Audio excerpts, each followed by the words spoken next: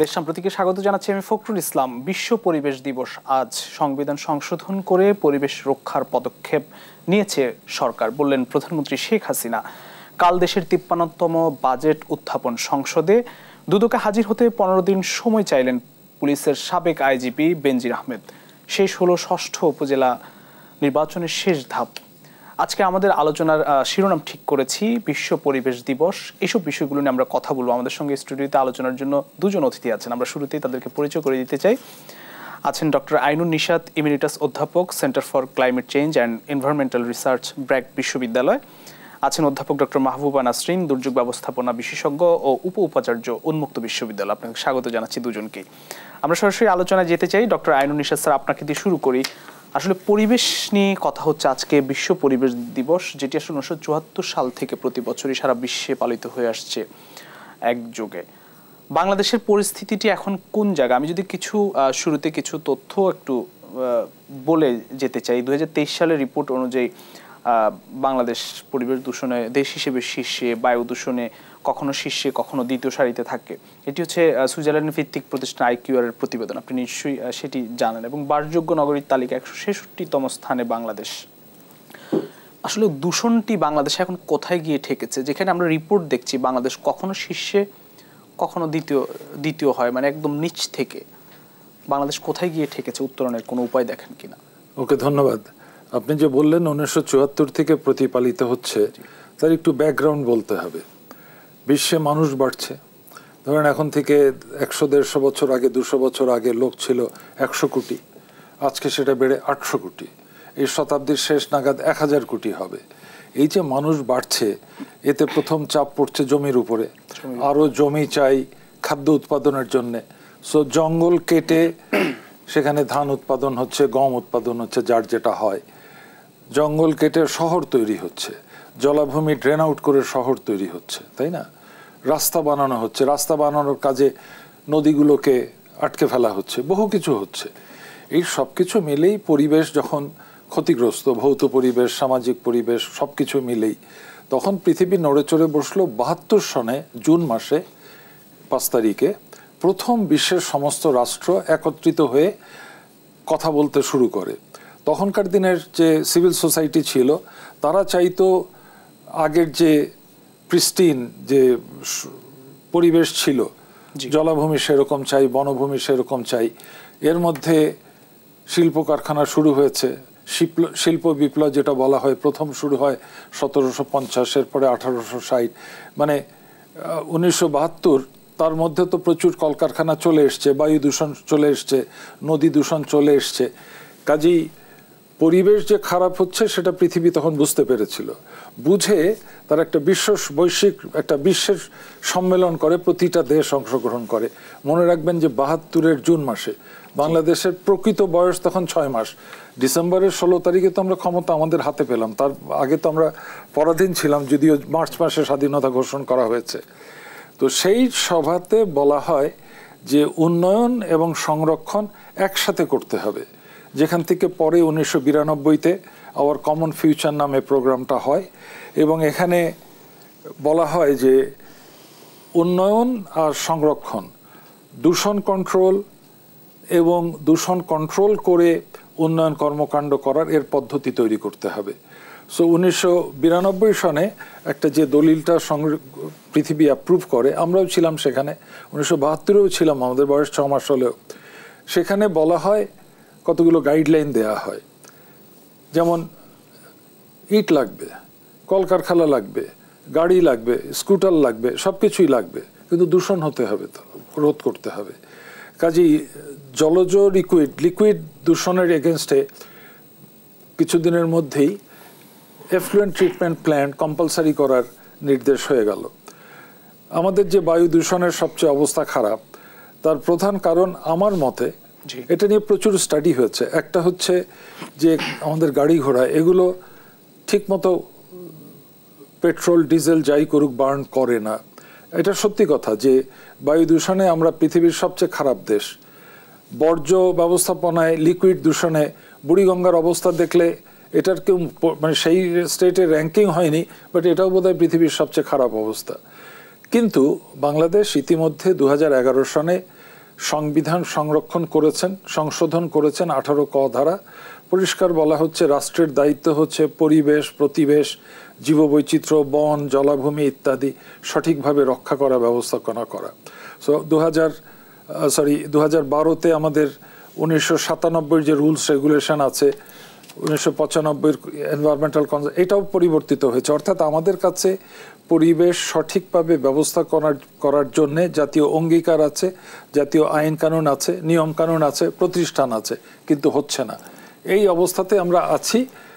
আমার বিশ্বাস সরকার যদি আইনগুলো ঠিকমতো প্রয়োগ করে এবং যারা এই দূষণ করছেন তারা যদি সচেতন হন, তাহলে আমাদের এই বদনাম থাকবে না। আমরা নিশ্চয়ই আইনগুলো নিয়ে কথা বলবো, উত্তরণের উপায়ও খুঁজবো, কিন্তু বাংলাদেশ এখন কতটা ঝুঁকিতে আছে সেটি যদি একটু বলতেন আপনি।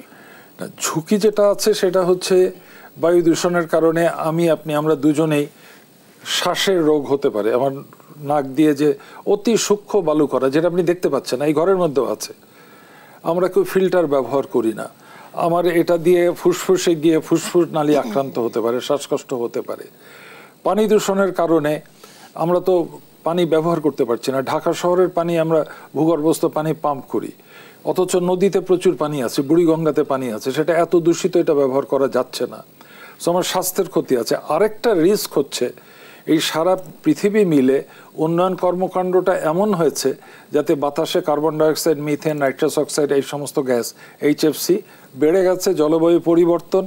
এবং একটা শুধু বিপদের কথা বলি, হঠাৎ করে প্রচন্ড বৃষ্টি হতে পারে।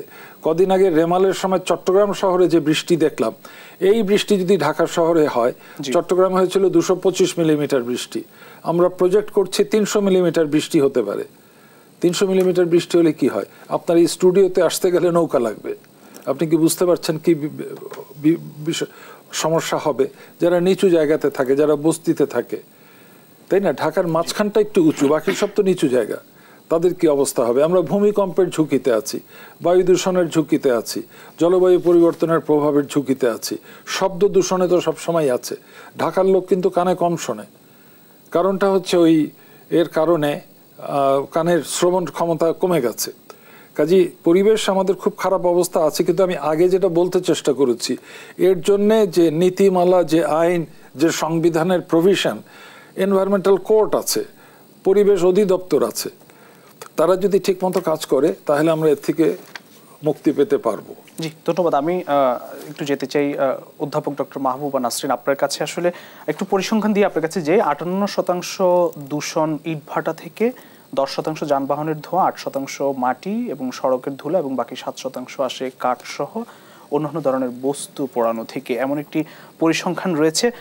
আপনার কাছে প্রশ্ন আসলে যে সর্বত্র আসলে যে দূষণ বা দূষণের ভয়াবহতা, সেক্ষেত্রে পরিবেশ কি রক্ষা করে আমরা শিল্পায়ন কিংবা অবকাঠামো উন্নয়ন এগুলো কি করতে পারি কিনা? ধন্যবাদ। আসলে পরিবেশকে রক্ষা না করে উন্নয়ন সেটাকে উন্নয়ন বলা হয় না। আপনি আমাদের যেই আমার কমন ফিউচার যেটা বলা হলো, যে যখন থেকে 70-এর দশক থেকে সারা বিশ্ব একমত হয়েছে যে আমাদের উন্নয়ন করতে হবে, কিন্তু সেটি টেকসই করতে হলে সেই উন্নয়নটা যাতে আমাদের পরিবেশকে ক্ষতি না করে। তো সেই জায়গাটাতে যদি আমরা বলি, তাহলে আমাদের যে ব্যবস্থাগুলি আছে, যে নীতি কৌশল আছে, যে আইনগুলি আছে, সেটিকে আরও শক্তিশালী করা, এবং এই শক্তিশালী করার প্রয়াস কিন্তু বিশ্বব্যাপী শুরু হয়েছে। এখন যেটা সমস্যা হচ্ছে যে আমরা অভ্যন্তরীণ পরিবেশ একটা বলি, যেটি হচ্ছে বাংলাদেশ, বা যেই দেশে পরিবেশটা ক্ষতিগ্রস্ত হচ্ছে, যেই দেশে বায়ু দূষণ হচ্ছে, যেই দেশে জলদূষণ হচ্ছে, বা যেই দেশে বনভূমি উজাড় করা হচ্ছে, তারা পরিবেশের ক্ষতি করছে একরকম। আর সবচাইতে বড় যেটা আমরা জলবায়ু পরিবর্তনের সাথে সম্পৃক্ত করি, সেটা হচ্ছে কার্বন নিঃসরণ। অনেক বেশি যারা শিল্পায়িত সমাজ এবং বড় বড় শিল্প সমাজ যারা আছে, শিল্পোন্নত দেশ বলা হয় যাদেরকে, সেখান থেকে কিন্তু কার্বন এমিশন সবচাইতে বেশি হচ্ছে, এবং সেটি পরিবেশের উপরে প্রভাব ফেলছে। অর্থাৎ আমাদের অভ্যন্তরীণ একটা আছে, আরেকটা আছে যে আমরা যেহেতু জনসংখ্যার আধিক্য আছে, আমাদের জলাধারগুলি ভরাট হয়ে গেছে, আমাদের বনশূন্যতা হয়েছে, আমরা মরুময়তার দিকে যাচ্ছি ধীরে ধীরে। কারণ জল, স্থল আর হচ্ছে বায়ু সব একসাথে সম্পৃক্ত করে যদি আমরা দেখি, তাহলে অভ্যন্তরীণ যেই চাপটা আছে, পাশাপাশি বৈশ্বিক চাপটাও আছে। তো সেই ক্ষেত্রে আমরা যদি বলি যে উন্নয়ন ঘটানো সম্ভব কিনা, পরিবেশ বান্ধব উন্নয়ন করা সম্ভব। পরিবেশকে মূল্য দিতে হয় এমন কোনো, অর্থাৎ আমরা ডেভেলপমেন্টের এন্ডস অ্যান্ড মিনস দুইটাই দেখতে হবে। যে আরেকটা আমরা কথা আছে যে economic growth is not necessarily good. অর্থনৈতিক উন্নয়ন বলতে যদি আমরা এটা বুঝি যার জন্য আবার পরিবেশ দূষণে আমাদের মূল্য দিতে হবে, সেটি কিন্তু আমাদের একটা দেখার বিষয়।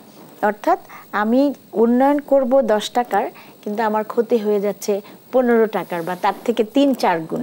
তো এই বিষয়গুলি যদি আমরা খেয়াল করে উন্নয়নের দিকে যাই, এবং সেই ক্ষেত্রে যেই পলিসি নীতিমালাগুলি আছে, বিশ্ব যে একসাথে হয়ে যেগুলি করছে, এবং বাংলাদেশ এবং অন্যান্য দেশের অভ্যন্তরীণ বিষয়গুলি আমরা দেখব যে আমরা কি পর্যন্ত আমরা শিল্পায়ন করতে পারি, কি পর্যন্ত আমরা উন্নয়ন করতে পারি পরিবেশকে ঠিক রেখে, পরিবেশকে পরিবর্তিত না করে।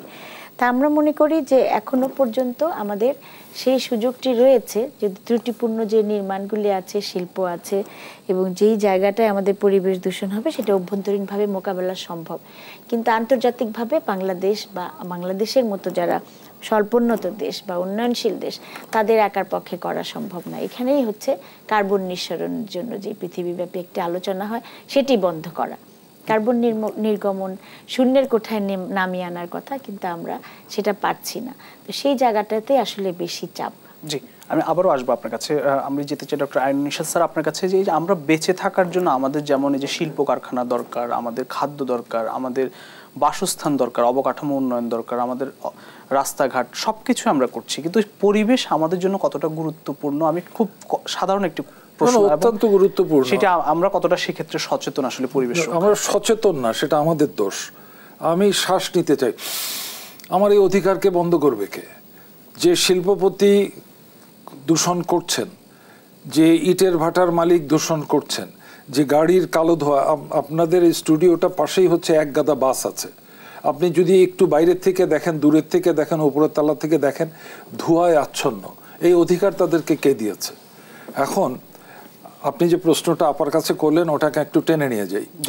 পৃথিবীতে এগুলো নিয়ে তো আলোচনা হচ্ছে, সমানে আলোচনা হচ্ছে। পৃথিবীর দেশগুলোকে যদি 3 ভাগে ভাগ করি, একটা হচ্ছে উন্নত দেশ, এরা কারা চিহ্নিত করা আছে, 1992-তে তাদের তালিকা করা হয়েছে যে এরা উন্নত, এরা তো শিল্পায়ন করেছে। এখন এরপরে হচ্ছে উন্নয়নশীল দেশের মধ্যে যারা অগ্রগামী দেশ, যেমন south Korea, Singapore, Egypt, Brazil, India, China, এরা উন্নয়নশীল দেশের মধ্যে উন্নত। আর বাকি একটা গ্রুপ হচ্ছে যারা আমরা এখনো অনুন্নত, বাংলাদেশ সহ লিস্ট ডেভেলপড কান্ট্রি।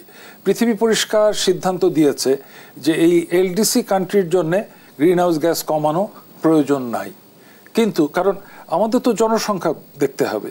আপনি একটা তথ্য দেখেন, 1947-এ ব্রিটিশরা বিদায় হলো, আমাদের জনসংখ্যা 4 কোটি। 71-এ পাকিস্তানিরা বিদায় হলো, জনসংখ্যা 7 কোটি, আজকে তো 17 কোটি।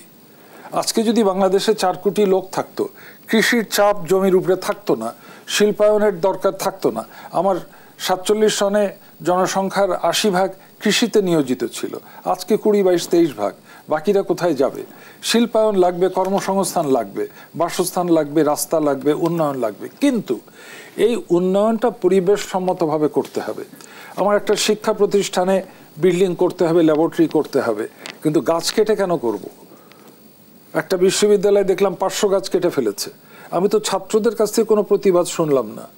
এটার একটা মুভমেন্ট আছে, ভারতে আছে, সুইডেন আছে, অনেক দেশে আছে। মানে এটা কি পরিবেশ নিয়ে সচেতনতার অভাব না? আমরা বুঝি না যে আমাদের পরিবেশ কতটা বুঝি আমরা, আমাদের তো গুরুত্বপূর্ণ না বোঝার তো কোনো কারণ নাই। আমাকে তো ক্লাস 3-তে বুঝিয়ে দেওয়া হয়েছে, ক্লাস 3।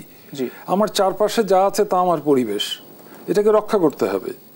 আমরা হচ্ছে জ্ঞান পাপী, কারণ যারা করছে তারা ক্ষমতাধর ব্যক্তি, দেশ চালান তারা রাজনীতিবিদ। কাজী যে কথাটা আমি বলতে চেষ্টা করছি, 1995-তে আইন হয়েছে, 97-তে রুলস রেগুলেশন হয়েছে, 2012-তে সবকিছু রিভাইজ করা হয়েছে, আপডেটেড। পরিষ্কার বলা আছে তুমি শিল্প কারখানা করো, কিন্তু তোমার বর্জ্য নিষ্কাশনের জন্য ইটিপি করতে হবে। এই যে চামড়া শিল্প আমরা রায়ের বাজার থেকে সাফারি নিয়ে গেছি, সেখানে লবণ, আপনি আজকে যদি টেলিভিশন আপনার চ্যানেল কিংবা যে চ্যানেলই দেখেন, সরকার বলছে কোরবানি ঈদের চামড়াটা লবণযুক্ত চামড়া। অর্থাৎ চামড়াটাকে প্রসেস করার জন্য হিউজ লবণ লাগবে। তো সেই লবণটা যখন আমি চামড়াটাকে ফার্দার প্রসেস করবো, এই লবণটা যাবে কোথায়? আমি এই লবণটা যদি শীতলক্ষার পানি, ধলেশ্বরের পানি, বুড়িগঙ্গার পানিতে ফেলি, স্বাভাবিকভাবে সেটা দূষণ হবে। যারা ওই শিল্প কারখানার ইটিপি ডিজাইন করেছে তারা রেসপন্সিবল। এখন যেহেতু দেখা যাচ্ছে যে শিল্প কারখানাগুলো ট্রিট করতে পারছে না, সরকার কম্বাইন্ড ইটিপি করার কথা পারছে না, শিল্প মালিকরা বলছে যে আমাদেরকে আমার ইটিপি করার অনুমতি দেন। সরকার কেন এটার মধ্যে মাথা গলাচ্ছে? আমার কারখানা থেকে যে বর্জ্য উপস্থাপিত হয় আইন অনুযায়ী আমাকে শোধন করে বাইরে ফেলতে হবে, তো এর মধ্যে সরকার নাক গলাচ্ছে কেন? অর্থাৎ সরকারেরও বুঝতে হবে যে কাজ তারা পারে না, তাদের কাজ হচ্ছে কমপ্লায়েন্স, তাদের কাজ হচ্ছে রেগুলেশন। তো এই জিনিসগুলো কাজে শিল্পায়নের বিরুদ্ধে আমি নই, শিল্পায়ন প্রয়োজন, না হলে কর্মসংস্থান হবে কি করে? নিশ্চয় পরিবেশ রক্ষা করেই সেটি নিশ্চয় করতে হবে, এটা দেশের আইনে আছে। জি, সেই আইন নিয়ে আমরা কথা বলবো, পরিবেশ রক্ষা আইন কতটা প্রয়োগ হয় এবং বায়ু এবং পানি দূষণ নিয়ে আমরা কথা বলবো, ক্ষতিকর দিকগুলো নিয়ে কথা বলবো। প্রিয় দর্শক, দেশ সাম্প্রতিক নিচ্ছি একটা ছোট্ট বিরতি, ফিরছি একটু পর, সঙ্গেই থাকুন।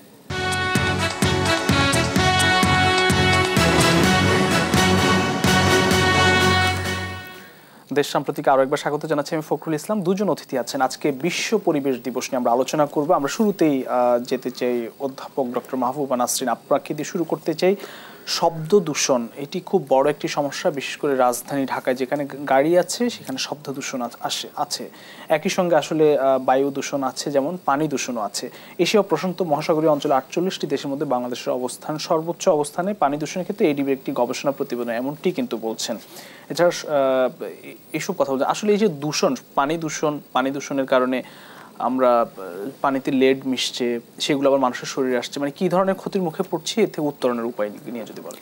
আসলে পানি দূষণ তো আমাদের বাংলাদেশ স্বাধীন হওয়ার আগে থেকেই হচ্ছে। আমি সেটা বলবো যে যখন থেকে শিল্পায়ন শুরু হয়েছে এবং শিল্পের যে বৈশিষ্ট্য সেটি হচ্ছে নদী তীরে হতে হয়, তখন কিন্তু কেউই কখনোই মনে করেনি যে আমি 7,000 লিটার পানি ব্যবহার করব একটা ইন্ডাস্ট্রির জন্য, আবার সেটি দূষণমুক্ত করে আবার আমি পানির সাথে মিশিয়ে দিব, তো ওই নদীতেই আবার চলে যাচ্ছে। এটি নিয়ে কখনোই আলোচনা হয়নি। এই যে দীর্ঘ প্রক্রিয়া, আমরা যদি বলি যে আমরা এখন যে ঝুঁকি নিয়ে কথা বলি, এখন পরিবেশ নিয়ে কথা বলি, সেই সময় কিন্তু উন্নয়নের কথাই শুধু বলা হতো। যখন থেকে শিল্পায়নগুলি শুরু হয়েছে, প্রথম থেকে আমাদের ত্রুটিপূর্ণভাবে হয়েছে। এবং আমরা যদি রঙের শিল্প বলি, রং শিল্প বলি, যে বিভিন্ন ধরনের ছোট ছোট কারখানার কথা বলি, আমাদের পাশাপাশি হয়েছে, ধরেন বিস্কিটের কারখানার পাশেই হয়েছে কীটনাশকের কারখানা। এইরকম একেবারে অপরিকল্পিতভাবেই বাংলাদেশে শিল্পায়ন হয়েছে। এবং আমাদের বর্তমানে যেভাবে আমরা এফ্লুয়েন্ট ট্রিটমেন্ট প্ল্যান্টের কথা বলি, বর্তমানে যেভাবে পানি শোধন করে আবার ফেরত পাঠাতে হবে বলি, পলিউশন কন্ট্রোল ডিভাইস ব্যবহার হতে বলি, এই আলোচনাগুলি কিন্তু ছিল না। এই যে ওয়াটার ট্রিটমেন্ট প্ল্যান্ট যেটা বলি, এগুলো কতটা হচ্ছে, পরিশোধন কতটা হচ্ছে, বিপরীতে জনসচেতনতা আমরা দেখি কিনা বা আইনের প্রয়োগ দেখি কিনা?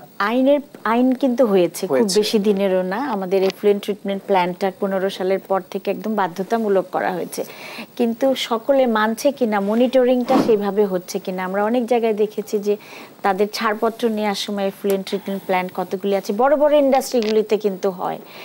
আমাদের যদি বলি 2013 সাভার ডিজাস্টার বা রানা প্লাজা কলাপসের পর থেকেই আমরা এই কথাগুলির সাথে পরিচিত হচ্ছি যে তাদের যে কমপ্লায়েন্স ফ্যাক্টরস আছে এগুলি মানতে হবে।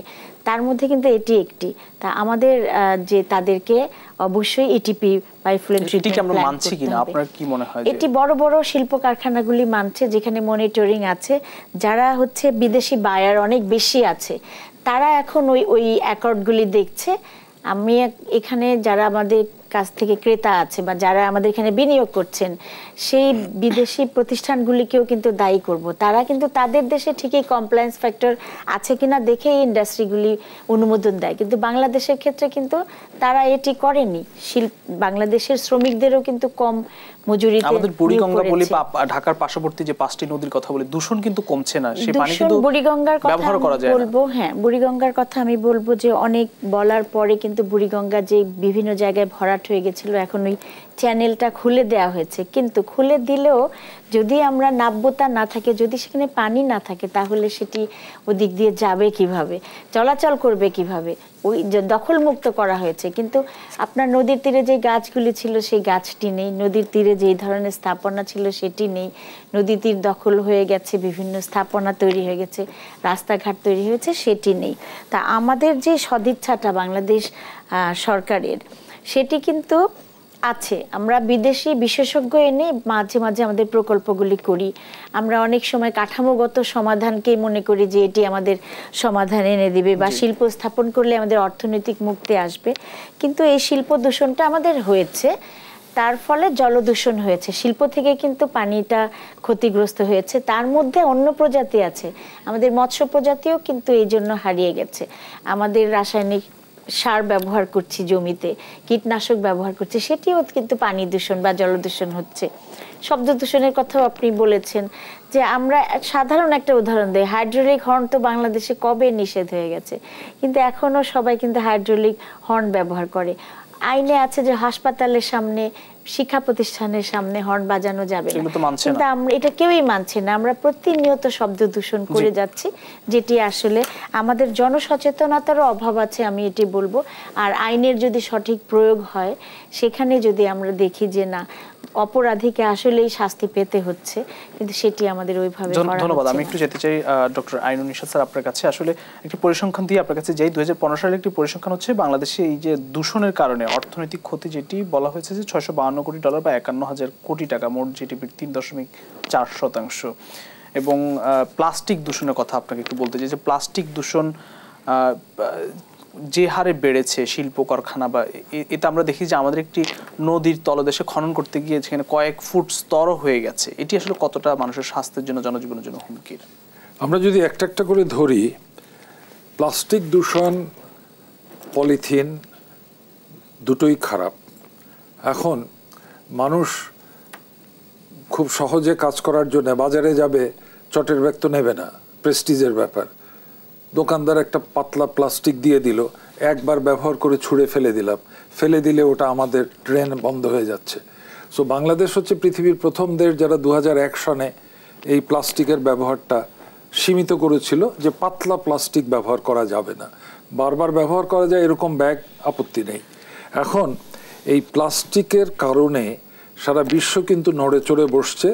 এই মুহূর্তে একটা বৈশ্বিক ট্রিটি তৈরি হচ্ছে, অর্থাৎ এটা আইনগত বাধ্যতামূলকভাবে 2025 নাগাদ এটা কার্যকর হয়ে যাবে।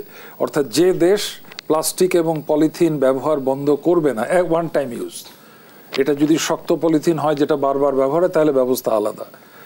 বিভিন্ন কাজে প্লাস্টিকের প্রয়োজন আছে, কিন্তু সেই প্রয়োজনটা দেখে সেটাকে সীমিত করার কথা বলা হচ্ছে। আমরা দেখতে পাচ্ছি ওয়ান টাইম প্লাস্টিক সহজেই বদলানো যায় যদি মানুষের অভ্যাস, দোকানদারদের অভ্যাসটা বদলানো করা হয়। ক্ষতির কারণটা কি? এই প্লাস্টিক এবং পলিথিনটা ডিগ্রেডেড হতে হতে প্রথমে টুকরা টুকরা হয়, বোতলটা ফেটে যায়, এটা নদী, খাল থেকে নদী, নদীর থেকে সমুদ্রে চলে যাচ্ছে, সমুদ্রের মাছ ক্ষতিগ্রস্ত হচ্ছে, ওই টুকরাগুলো খেয়ে ফেলে। এখন দেখা যাচ্ছে উপকূলবর্তী অঞ্চলে মাছের পেট কাটলে পেটের মধ্যে পলিথিনের টুকরা, প্লাস্টিকের ক্যাপ ইত্যাদি সব কিছু আছে। এবং বিশ্বের বিজ্ঞানীরা মনে করেন যে সমুদ্রের মাছ পৃথিবীর অর্ধেক লোকের প্রোটিন সরবরাহ করতে পারে। বাংলাদেশে আমরা সমুদ্রের মাছ খাওয়াতে অভ্যস্ত না, অতটা পছন্দ করি না, কিন্তু সারা বিশ্ব পছন্দ করে। কিন্তু পলিথিন বিরোধী আন্দোলনে বাংলাদেশ একসময় প্রধান ছিল, এখন আমরা অনেক পিছিয়ে গেছি। আইন হয়েছে কিন্তু বন্ধ হয়নি, পরে বন্ধ হয়নি। এবং এটার জন্য কিন্তু ব্যবহারকারীরা দায়ী, উৎপাদনকারীরাও দায়ী, ব্যবহারকারীরাও দায়ী। সেক্ষেত্রে আসলে জনসচেতনতার বিষয়টি চলে আসে, অনেক বেশি দরকার। জি, আসলে এই যে এতে আমাদের জনজীবনে কতটা ক্ষতিগ্রস্ত করছে, জনজীবনকে এবং পরিবেশকে কতটা হুমকির মুখে? এটা হচ্ছে ওই যে বললাম, প্লাস্টিকটা ভেঙে গেল, পানিতে গেল এবং বাতাসে এটার ক্ষতি মাইক্রো বিটসে পরিণত হয়। আমি খালি চোখে দেখতে পাচ্ছি না, কিন্তু এটা এত সূক্ষ্ম কণাতে পরিণত হয়, খাবারের পানির সাথে বিভিন্ন কারণে আমাদের শরীরে আসে। কিছু কিছু গবেষণায় দেখা গেছে এমনকি ব্লাডে ঢুকে গেছে। কাজে সুদূর প্রসারী যে ক্ষতি, এটা আমাদের বুঝে নিতে হবে। আরেকটি বিষয় হচ্ছে যে আমাদের বর্জ্য ই বর্জ্যের কারণে আসলে আমরা কতটা, আমাদের বাংলাদেশের একটি পরিসংখ্যান আমি যদি আপনাকে বলি যে বাংলাদেশে এখন প্রতি বছরে 4 লাখ টন ই বর্জ্য তৈরি হচ্ছে, যার হয়তো আমরা সামান্য অংশই হয়তো রিসাইকেল করতে পারি। 2-1টি কোম্পানি আছে রিসাইকেল করা, 97% কিন্তু মিশে যাচ্ছে পরিবেশে। এই ই বর্জ্য কতটা ক্ষতিকর পরিবেশের জন্য? এই ধরনের যে বর্জ্য মানে ট্রেডিশনাল বর্জ্যের বাইরে এক ধরনের বর্জ্যকে আমরা লেড সীসার বর্জ্য বলি, যেটা হচ্ছে ব্যাটারির থেকে আসে। ব্যাটারির মধ্যে একটা ব্যাটারির জীবন শেষ হয়ে গেলে তার মধ্যে প্রচুর অ্যাসিড আছে, সীসার পাত আছে, এবং এইগুলো যারা পরিষ্কার করে রিসাইকেল করে তাদের স্বাস্থ্যের ঝুঁকি নিয়ে তারা করে। আর ই বর্জ্য বলতে যেটা বোঝাচ্ছে পুরনো একটা কম্পিউটার, পুরনো মোবাইল, পুরনো টেলিভিশন, এটার মধ্যে বিভিন্ন ধরনের কেমিক্যালস আছে, নিকেল, ক্যাডমিয়াম ইত্যাদি, যেগুলো মানুষের ক্ষতি করতে পারে। কিন্তু মজার জিনিস হচ্ছে এটা রিসাইক্লিংয়ের অপরচুনিটি অনেক বেশি। যেমন এই যে প্লাস্টিকের বোতল আপনি কিন্তু রাস্তায় দেখতে পারবেন না, আপনি গাড়ির থেকে যদি ফেলা উচিত না, কিন্তু কিছুক্ষণের মধ্যে কে বা কারা তুলে নিয়ে যাচ্ছে, সেটাকে কুচি কুচি করে কেটে চীনে রপ্তানি হচ্ছে, কারণ ওটাকে তারা রিসাইকেল করতে পারে। ইলেকট্রনিক বর্জ্য একইভাবে কিছু বায়ার আছে যারা কিনে তাদের নিজেদের দেশে নিয়ে যাচ্ছে, প্রিন্টেড সার্কিটের বোর্ডটা, বিভিন্ন অংশগুলো, কিন্তু সব তো নিচ্ছে না, কিছু পার্সেন্টেজ তো যে কোনো জায়গায় বাইরে আমরা ফেলে দিচ্ছি, সেখান থেকে গার্বেজ ডাম্পে যাচ্ছে। তো এগুলোর ব্যাপারে সরকার ইতিমধ্যে আইনের খসড়া করেছেন। ওই যে বললাম 1995 আইন, 97 রেগুলেশন, 2012-তে এটি মডিফাইড, কাজে আইন আছে। এখন ই বর্জ্যের ক্ষেত্রে আমার জানা মতে পৃথক আইন সরকার করে বোধহয় জারি করবেন, কিংবা করেছেন কিছুদিন আগে, কিংবা করবেন যে কোনো সময়। তো আমার কথা হচ্ছে আইন আছে, কিন্তু একই সাথে প্রচুর ক্যাম্পেইন করতে হবে, মানুষ যাতে বোঝে। আমি ক্যাম্পেইনটা সাকসেসফুল হবে কেন আমি এটা বলছি, আপনি আপনার বাসায় ছোট বাচ্চা থাকলে দেখবেন যে সে কাগজের টুকরা ফেললে সে রাগ করে, সে তুলে নিয়ে বিনে ফেলে। ছোট বাচ্চার একটা অভ্যাস হয়ে যাচ্ছে, 5 বছর, 6 বছর, 7 বছর, কারণ স্কুলে শেখানো হচ্ছে। কিন্তু আমরা বুড়া খোকারা এটা করি না, গাড়ির কাঁচ নামিয়ে ময়লা ফেলে দিলাম, যেখানে সেখানে ময়লা ফেলছি। কাজেই এটা কঠোরভাবে এর শাস্তিমূলক ব্যবস্থা নিতে হবে। ই বর্জ্য কিন্তু খুব সিরিয়াস, এই যে যেগুলো কথা বললাম এর মধ্যে গোল্ড আছে, সিলভার আছে, বহু কিছু আছে, এবং বহু হেভি মেটাল আছে যেটা স্বাস্থ্যের জন্য ক্ষতিকর, খুব সামান্য পরিমাণ। কিন্তু এটা যদি আমরা ঠিকমতো ব্যবস্থাপনা না করি, সলিড বর্জ্যের সাথে মিশে যাবে, পানিতে ধুয়ে লিকুইড হবে। তো এই জিনিসগুলো নিয়ে আমার জানা মতে পরিবেশ অধিদপ্তর যথেষ্ট গবেষণা করছেন, এবং আশা করছি কিছুদিনের মধ্যে হয়তো প্রপার ব্যবস্থাপনা চালু হবে। জি নিশ্চয়ই। পরিবেশ দূষণ আমাদের যে অর্থনৈতিক ক্ষতি, সেই বিষয়গুলো নিয়ে আমরা আলোচনা করব, জনসচেতনতার বিষয় এবং আইনের প্রয়োগের বিষয় নিয়ে কথা বলবো আমরা নিশ্চয়ই। প্রিয় দর্শক, আমাদের দেশ আমরা থেকে নিচ্ছি আরো একটি বিরতি, ফিরছি একটু পর, সঙ্গেই থাকুন।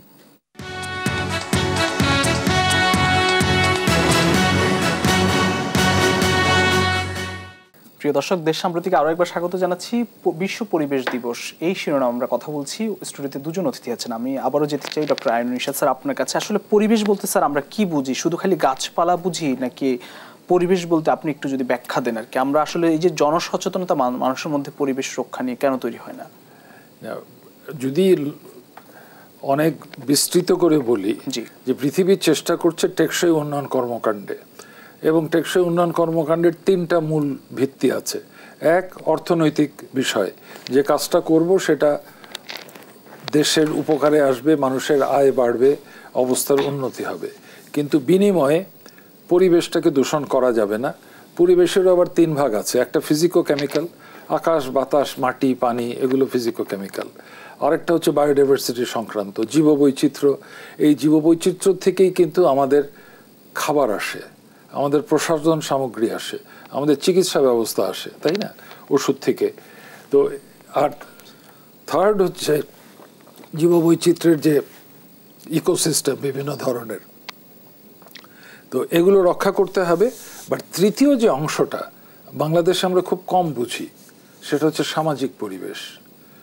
আগে একটা গ্রামে এক পাশে যদি কেউ অসুস্থ থাকতেন, অন্য পাশে যদি একটা বিয়ে হতো, কিন্তু প্রচণ্ড হইচই হতো না, কারণ ওই অসুস্থর প্রতি মানে অনুভূতি জানিয়ে। আমরা দেখেছি আমার ছোটবেলায় পাশের বাসা থেকে আমাদের বাসায় এসছে চিনি চাইতে, আমাদের বাসা থেকে একটা কাপে চিনি ভরে পাঠানো হলো পাশের বাড়িতে, কিন্তু বাসার কাপটা ফেরত আসলো না, কারণ পাশের বাসার থেকে খালি কাপ ফেরত দেবে না। 3 দিন পরে ওটার মধ্যে আবার কিছু তরকারি হোক আর যাই হোক ভরে আবার ফেরত পাঠায়। এই যে সামাজিক সৌহার্দ্য ছিল, এটা তো হারিয়ে গেছে এখন। সো এইগুলো পৃথিবী ফেরত আনতে বলছে পরিবেশের অধীনে। সো পরিবেশ বলতে আমাদের ক্লাস 3-তে যেটা পড়ায় সেই ডেফিনেশনটি আমার কাছে সবচেয়ে ভালো লাগে। আমাদের চারপাশে যা আছে সেটাই আমাদের পরিবেশ। যে আমাদের ক্ষতি হচ্ছে সেক্ষেত্রে আসলে অর্থনৈতিক আমরা পরিবেশটাকে ধ্বংস করছি। যেমন একটু আগেই আপা যে কথাগুলো বলছিলেন যে ইন্ডাস্ট্রিয়াল ওয়েস্ট, ইন্ডাস্ট্রি করতে হবে। আমাদের দেশে কিছু কিছু ইন্ডাস্ট্রি এখন পরিবেশ সম্মত। আপা কারণটা বলেছেন, কারণটা হচ্ছে যে ফ্যাক্টরির প্রোডাক্ট বিদেশে বিক্রি করা হয়, বিদেশ তার নিজের দেশে পরিবেশসম্মতভাবে উৎপাদন করে এবং অন্য দেশ থেকে আমদানি করলে দেখে যে যে দ্রব্যটা আমদানি করেছে সেটা পরিবেশসম্মত কিনা। আমাদের দেশে কিন্তু বিদেশি কোম্পানির কাজ পরিবেশসম্মত, কারণ তার ওই বিদেশি তার দেশেও কিন্তু একটা জবাবদিহিতা আছে। জুতার কথা ধরেন, হাইলি পলিউটিং ইন্ডাস্ট্রি, কিন্তু বিদেশি এমন কোম্পানি আছে এবং দেশে এমন কোম্পানি আছে যে 90% জুতা বিদেশে বিক্রি হয়। সে পরিবেশসম্মতভাবে জুতা উৎপাদন করে, তার জুতার দাম একটু বেশি। যে কেমিক্যাল কোম্পানি আছে যে প্রসাধনী তৈরি করে, বিভিন্ন ধরনের কেমিক্যাল ইউজ করে, তার বর্জ্যটা কিন্তু পরিশোধিত, একটু দাম বেশি, সে তো কনজিউমারের উপরে ট্রান্সফার করে। কাজেই আমাদের দেশে আমি আশাবাদী, আমাদের নতুন পরিবেশ মন্ত্রী 100 দিনের কর্মসূচি ঘোষণা করেছেন। সেখানে উনি বলছেন প্রত্যেকটা কারখানার সাথে তাদের যে ইটিপি আছে, শোধনাগার আছে কিন্তু তারা চালায় না, কিন্তু সেটা যদি রিয়েল টাইম ঢাকাতে খবর দেয় যে দূষিত পদার্থ সলিড লিকুইড যাই ছাড়ুক, সেটা যে তারা শোধন করে ছাড়ছে পরিবেশে বাইরে, সেটা যেন ঢাকায় আসে, তাহলে তারা মনিটর করতে পারবে কোনটা ভায়োলেট করছে, কে ভায়োলেট করছে। এটা আমরা যেমন লিকুইড দূষণ, বুড়িগঙ্গা এত দূষিত, কিন্তু প্রত্যেকটা পয়েন্ট কিন্তু চিহ্নিত। পরিবেশ অধিদপ্তর জানে কোন কেমিক্যাল, কোন ফ্যাক্টরি, কোন জায়গা থেকে কি পরিমাণ ছাড়ছে। এখন প্রয়োজন ওটার মনিটরিং এবং পেনাল্টি দেওয়া। জি নিশ্চয়ই। আমি একটু আবারও আসবো আপনার কাছে, অধ্যাপক ডক্টর মাহবুবা নাসরিন, আপনার কাছে আসতে চাই যে পরিবেশ যে ধ্বংস হচ্ছে যেটি বললেন ডক্টর আইনুন নিশাত, সেই ক্ষেত্রে আসলে জলবায়ুতে কি ধরনের প্রভাব পড়ছে? জলবায়ুর উপর প্রভাব বেশি পড়ছে আমরা বলবো, আমরা দেখছি কিন্তু। হ্যাঁ, জলবায়ুর পরিবর্তনটা অর্থনীতির সাথে সম্পৃক্ত, এবং আমরা যদি দেখি যে দক্ষিণ এশিয়ার দেশগুলি সবচাইতে বেশি ক্ষতিগ্রস্ত হচ্ছে বলা হয়। আমাদের ওয়ান অফ দ্য অথর্স আছেন এখানে, inter governmental panel on climate change বা কনফারেন্স অফ পার্টিজ, এগুলি যেখানে যায় দেখা যাচ্ছে যে আমাদের পরিবেশের সাথে জলবায়ু পরিবর্তনকে আলাদা করা যায় না। এখন আমরা জলবায়ু পরিবর্তন শব্দ ব্যবহার করছি, কিন্তু আগে পরিবেশ দূষণটাই ব্যবহার করতাম, এবং এখন আবার পরিবেশের কথা। এখন জলবায়ু পরিবর্তনের পরিবেশের উপর কী প্রভাব পড়ছে, আমরা যদি কৃষি প্রধান দেশ হিসেবে বাংলাদেশে দেখি যে আমাদের শতকরা 50% জায়গাতে, অনেক জায়গাতে এখন যেখানে আমন ধান হতো 90-এর দশকে দেখা গেছে যে সাতক্ষীরা অঞ্চলে ধরেন, যেখানে কোস্টাল রিজিয়ন আমরা বলি, যে উপকূলীয় অঞ্চলে আর আমন ধান হয় না, হচ্ছে না, কমে যাচ্ছে, কমতে কমতে একেবারেই কমে যাচ্ছে। আমাদের যদি বৃষ্টিপাতের কথা বলি, যে সময় বৃষ্টি হওয়ার কথা সে সময় বৃষ্টি হচ্ছে না, অথবা যে সময় কম যেখানে বেশি হচ্ছে কোথাও কোথাও। আমরা যদি তাপমাত্রার কথা বলি, এই তাপমাত্রাটা বর্তমানে আমরা কিছুদিন আগে থেকে আলোচনার মধ্যে আছে যে বৈশ্বিক উষ্ণায়ন যেটি হচ্ছে, এগুলি তো সবই পরিবেশের অনুষঙ্গ। হ্যাঁ, অ্যাটমসফিয়ার আছে, আমাদের লিথোস্ফিয়ার আছে, হাইড্রোস্ফিয়ার আছে, এই সব তিনটা মিলেই তো পরিবেশ, সব কিছুই। তো প্রতিটি আসলে জলবায়ু পরিবর্তনের সাথে ওতপ্রোতভাবে সম্পৃক্ত। আমরা যদি বলি যে জীববৈচিত্র্য ক্ষয় হচ্ছে, হ্রাস হচ্ছে মানুষের কর্মকাণ্ডের কারণে, জীববৈচিত্র্যের যে ক্ষতি হচ্ছে, বা আমাদের যে ন্যাচারাল বা প্রাকৃতিক যে আবাসস্থান ছিল বিভিন্ন প্রজাতির জন্য, সেটি ক্ষতিগ্রস্ত হচ্ছে। সুতরাং পরিবেশ দূষণ অভ্যন্তরীণ হয়, এটা যদি আমরা বলি যে কোনো দেশের ভেতরে যেমন পরিবেশ দূষণ হয়, আবার জলবায়ু পরিবর্তন যদি বলি তাহলে একটা বৈশ্বিক পরিমণ্ডল চলে আসে, অর্থাৎ যেখানে কার্বন এমিশনকে আমরা সবচাইতে বেশি গুরুত্বপূর্ণ মনে করি। আবার যদি ভেতরের সাথে এটাকে করি, আমরা যখন বনশূন্যতা যখন আমাদের দেখা যায়, মরুময়তা যখন দেখা যায়, খরা যখন দেখা যায়, তখন কিন্তু আবার অভ্যন্তরীণও কিছু কর্মকাণ্ড আছে। আর বাংলাদেশের কথা যদি বলি, যে ভৌগোলিকভাবেই তো বাংলাদেশ নাজুক অবস্থানে আছে। আমাদের আপস্ট্রিমে যদি ভূগর্ভস্থ পানির অত্যন্ত উত্তোলন বেশি হয়, অত্যধিক হয়, তাহলে আমাদের নিচে এসে প্রভাব পড়ছে। তো এই জায়গাগুলি আমরা যদি এইভাবে দেখি যে পরিবেশটা আসলে অভ্যন্তরীণ, আর জলবায়ু পরিবর্তনটা যদি দেখি যেখানে কার্বন এমিশন বেশি বলা হয়, কার্বন ব্যবহারটা বা নিঃসরণটা বা শিল্পায়ত দেশগুলোকে ব্যবহার করা হয়, কিন্তু দুটোকে আলাদা করার কিন্তু উপায় নাই। মানুষের স্বাস্থ্য ঝুঁকি আসলে মানুষের স্বাস্থ্য ঝুঁকিও আমরা দেখছি যে তাপমাত্রা বৃদ্ধির কারণে এখন যখন সবার মধ্যে কিন্তু হিট স্ট্রোক শব্দটা পরিচিত ছিল না, এখন আপনি গ্রামাঞ্চলে যেয়ে দেখেন তারাও বলবে যে হিট স্ট্রোক হয়েছে। নানা ধরনের অসুস্থতা এখন কিন্তু দেখা যাচ্ছে। আর যদি আমরা বলি যে ঘূর্ণিঝড় বা বন্যা বাড়ছে, তাহলে কিন্তু পানিবাহিত রোগের অনেক ব্যাপ্তি আছে। অর্থাৎ স্বাস্থ্য ঝুঁকিতে আমরা বেশি পড়ছি খরা, পানির ব্যবহারের জন্য। আমাদের প্রজনন স্বাস্থ্যের প্রচুর ক্ষতি হচ্ছে জলবায়ু পরিবর্তনের কারণে। যদি আমরা উপকূলীয় অঞ্চলের উপরে যে গবেষণাগুলি আমরা করেছি, আমরা দেখেছি যে সেখানে প্রজনন স্বাস্থ্যের প্রচুর ক্ষতি হচ্ছে। সামাজিক তো একটা প্রভাব আছেই। সুতরাং পরিবেশ দূষণ, জলবায়ু পরিবর্তন একই সাথে যদি আমরা গাঁথি, তাহলে দেখা যাবে যে স্বাস্থ্য ঝুঁকিটা অনেক বেশি বেড়ে গেছে। আপনি অপুষ্টি থেকেও স্বাস্থ্য ঝুঁকিতে পড়তে পারেন, আবার দূষিত রাসায়নিক কীটনাশক ব্যবহার করা যে খাদ্য আমাদের ফুড চেইনের মধ্যে আছে, সেটি দিয়েও কিন্তু আমরা ক্ষতিগ্রস্ত হচ্ছি। সুতরাং আমরা যদি শুধু মানুষ মনে করি নিজেদের জন্য পরিবেশ ক্ষতিকর, আমরা আসলে নাজুক বেশি। আমাদের আশেপাশে যে প্রজাতিগুলি আছে তারা আমাদের থেকে স্ট্রং, কারণ তাদের উপরে আমরা নির্ভর করে থাকি। তার মধ্যে গাছও একটা অন্যতম। ধন্যবাদ। আমি আসবো আপনার কাছে আরো একবার। ডক্টর আইনুন্নেছা স্যার, আপনারই আসলে এটি বিষয় যে ক্লাইমেট চেঞ্জ যে বিষয়টি, আপনি বিশেষজ্ঞ ক্ষেত্রে আমাদের ক্লাইমেট চেঞ্জ কতটা আসলে জলবায়ুতে পরিবর্তন আনছে, এই পরিবেশ দূষণ এবং অর্থনৈতিক ক্ষতি কতটা? আচ্ছা, অর্থনীতির আগে প্রথম কথা আপনাকে অ্যালার্ট করতে চাই যে জলবায়ু পরিবর্তন কিন্তু প্রাথমিক অবস্থাতে আছে। গত 100 বছরের তাপমাত্রা যদি আমরা দেখি এইভাবে চলছে, গড় তাপমাত্রা 1990 থেকে দেখা যায় যে আরেকটু উপরের দিকে উঠলো। এই মুহূর্তে কার্ভটা এরকম জায়গায় আছে, কেবল বাড়া শুরু হলো, এরপরে কিন্তু উঠে যাবে। আগামী 100 বছরে তাপমাত্রা 4 ডিগ্রি বেড়ে যেতে পারে। 4 ডিগ্রি বেড়ে গেলে আপা যে কথা বললেন যে উদ্ভিদগুলো ভালো বোঝে, তাদের উপরে মারাত্মক প্রভাব পড়বে, তাদের ফুল ফোটার সময় বদলে যেতে পারে, যেটার কারণে খাদ্য উৎপাদন কমে যাবে। আজকে কাজী জলবায়ু পরিবর্তনটা কিন্তু আজকের সমস্যা না, গতকালকের সমস্যার থেকে আজকের সমস্যার উৎপত্তি হয়নি। এটা দিনে দিনে খুব খারাপ হচ্ছে এবং আগামী 20-30 বছরের মধ্যে প্রচন্ড খারাপ হবে। পরিবেশ দূষণে মানে জলবায়ু পরিবর্তনে পরিবেশ দূষণের প্রভাব কতটা? না, জলবায়ু পরিবর্তন হচ্ছে 4টা গ্যাস বাতাসে বেড়ে যাওয়ার কারণে। একটা হচ্ছে কার্বন ডাইঅক্সাইড। এখন কার্বন ডাইঅক্সাইড আসছে কলকারখানা থেকে, গাড়ির কালো ধোঁয়ার থেকে ইত্যাদি। আমাদের গাড়িগুলো তো ঠিক মতো কাজ করে না, ওর ইঞ্জিনটা ভালো না, পুরনো, গাড়ি থেকে কালো ধোঁয়া বেরোচ্ছে, এটা থেকে বায়ু দূষণ হচ্ছে, আবার কার্বন ডাইঅক্সাইড বেরিয়ে গ্রিন হাউস এফেক্টে হচ্ছে। তো মিথেন, নাইট্রাস অক্সাইড ইত্যাদি আছে। যাই হোক, আমি যেটা বলতে চেষ্টা করছিলাম যে ক্লাইমেট চেঞ্জের বিরূপ প্রভাব কেবল দেখতে শুরু করেছি।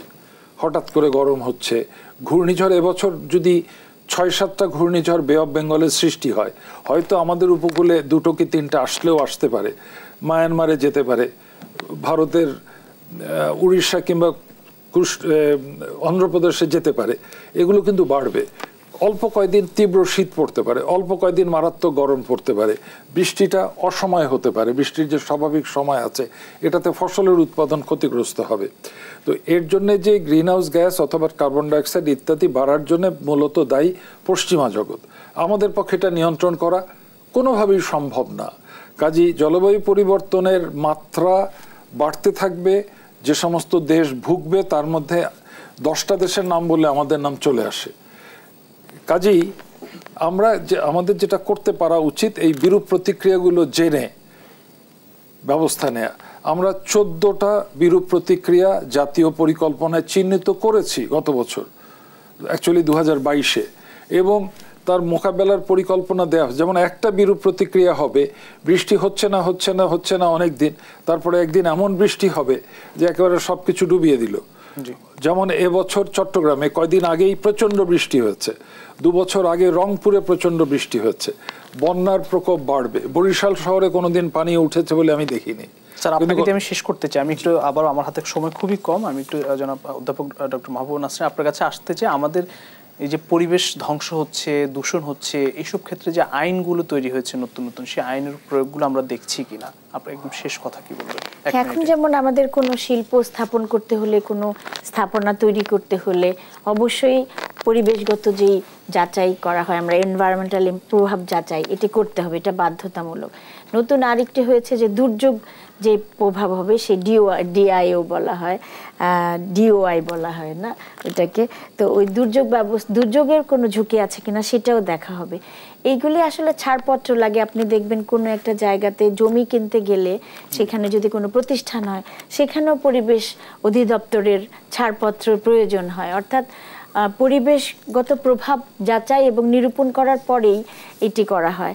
আর শিল্প মালিকদের কথা আমরা আগেই বলেছি যে তারা যদি এফ্লুয়েন্ট ট্রিটমেন্ট প্ল্যান্ট ব্যবহার করছে কিনা, বিভিন্ন দূষণ নিয়ন্ত্রণ যে ডিভাইসেসগুলি আছে সেটা ব্যবহার করছে কিনা এটি দেখা হয়। সুতরাং আইনের যে জায়গাগুলি আছে, জলাধার যেমন আমরা কি উদ্ধার করতে পারছি, আমরা জানি যে জলাধার ভরাট করা যাবে না, তো সেই জায়গাগুলি হচ্ছে যে আমরা বিভিন্ন জায়গাতে এখন জলাভূমিগুলি একদম ভরে ফেলেছি, সেইগুলি পুনরুদ্ধার। এইবারের যে পরিবেশ যে স্লোগানগুলি সেটাই কিন্তু হচ্ছে যে পুনরুদ্ধার করা, আমাদের ভূমি পুনরুদ্ধার করতে হবে।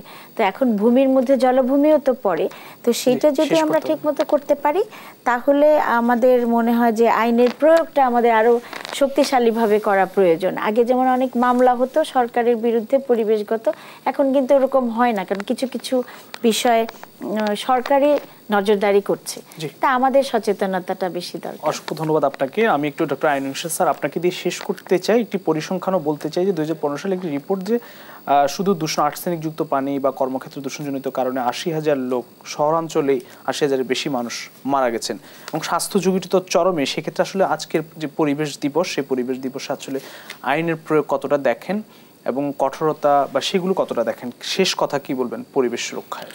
ওকে, আমার কথা হচ্ছে বাংলাদেশ জাতীয় দলিল, ন্যাশনাল অ্যাকশন প্ল্যান, ল আছে, পলিসি আছে, স্ট্র্যাটেজি আছে, এখন অ্যাকশন প্ল্যানও তৈরি করা হয়েছে।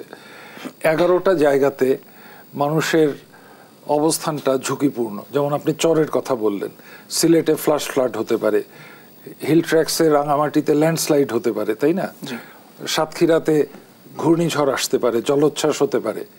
তো এই 11টা এলাকাতে, এটা তালিকা গভর্নমেন্ট অ্যাপ্রুভ করেছে, কাজে এই এলাকাগুলোর জন্য বিশেষ বিশেষ অ্যাকশন নিতে হবে। যেমন চরে নদী কানায় কানায় ভর্তি হবেই, এটা স্বাভাবিক, কিন্তু চর তো ডুববে। তো আমি শেষ করছি এ কথা বলে, আমাদের আইন আছে, পলিসি আছে, স্ট্র্যাটেজি আছে, এখন মনিটরিং দরকার, ইভ্যালুয়েশন দরকার, এবং সেখান থেকে যা শিখলাম সেটা যাতে পুনরাবৃত্তি না হয় তার কাজ করতে হবে। অসংখ্য ধন্যবাদ আমাদের সঙ্গে যুক্ত থাকবার জন্য ডক্টর আইনুল ইরশাদ এবং অধ্যাপক ডক্টর মাহবুবা নাসরিন, দুজনকে আবার ধন্যবাদ জানাচ্ছি। প্রিয় দর্শক, দেশ সাম্প্রতিক আজ এখানে শেষ করতে হচ্ছে। আগামীকাল একই সময় আবার দেখা হবে অন্য কোনো অতিথিদের নিয়ে। সে পর্যন্ত সবাই ভালো থাকবেন, সুস্থ থাকবেন। শুভরাত্রি।